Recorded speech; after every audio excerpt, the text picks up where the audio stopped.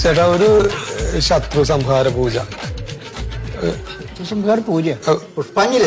എന്നെ പുഷ്പാഞ്ജലി. പേര് പേര് സുരേഷ് ഗോപി. വീട്ടിൽ നിന്ന് ഇറങ്ങി വരുമ്പോ എന്റെ വീട്ടിലെ കാര്യം ചോദിക്കണം.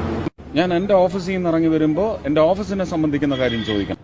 അപ്പൊ ഞാൻ ആ വിദ്വാനോടൊന്ന് ചോദിക്കട്ടെ, ബലാത്സംഗത്തിനെ കുറിച്ച് എങ്ങനെയാ ചോദിക്കുക? നിങ്ങൾ കഴിഞ്ഞിറങ്ങി വരുമ്പോഴാണ്. അല്ല, അങ്ങനെയാണല്ലോ ഞാൻ അറിയാണ്ട് ചോദിക്കുക. കാരണം അമ്മേന്ന് ഇറങ്ങി വരുമ്പോ അമ്മയുടെ കാര്യം ചോദിക്കണം, കടയിൽ നിന്ന് ഇറങ്ങി വരുമ്പോ കടയുടെ കാര്യം ചോദിക്കണം, വീട്ടിൽ നിന്ന് ഇറങ്ങി വരുമ്പോ വീട്ടുകാരും ചോദിക്കണം. അപ്പൊ ബലാത്സംഗം ചോദിക്കേണ്ടപ്പോഴാ? കഴിഞ്ഞു വരുമ്പോഴാ? അതിന്റെ മറുപടി തരണട്ടോ. ഇപ്പൊ ഞാൻ പോവാൻ എനിക്ക് പണിയുണ്ട്, അതുകൊണ്ടാണ്. പക്ഷേ മിനിഞ്ഞാന്ന് മുതലൊരു സംഭവം ഉണ്ട്, നിങ്ങൾ ശ്രദ്ധിച്ചു കാണുമെന്ന് എനിക്കറിയില്ല. യഥാർത്ഥ പ്രതിപക്ഷമാവാൻ വേണ്ടിയിട്ട് സമരം നടത്തുന്ന BJP-ക്കാര് അജിത് കുമാറിനെതിരെ സമരമായിട്ട് വരുന്നില്ല. എവിടെയെങ്കിലും നിങ്ങൾ കണ്ടിട്ടുണ്ടോ അവര് കൊടി പിടിച്ചിട്ട് ഇപ്പൊ വരുന്ന? എന്താ കാരണം? ചോദിച്ചോട്ടാ ഒരു മിനിറ്റ്.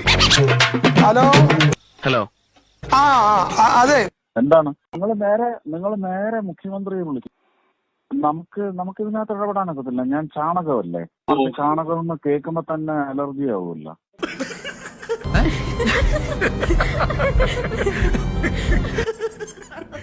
അവർക്ക് MP-നെ കിട്ടി ഈ അജിത് കുമാർ കാരണം. സുരേഷ് ഗോപിയെ ഇഷ്ടമില്ലാത്ത ആളാണ്, അതുകൊണ്ട് അദ്ദേഹത്തിന് ആഗ്രഹമുണ്ട്, പക്ഷെ പാർട്ടി സമ്മതിക്കുന്നു.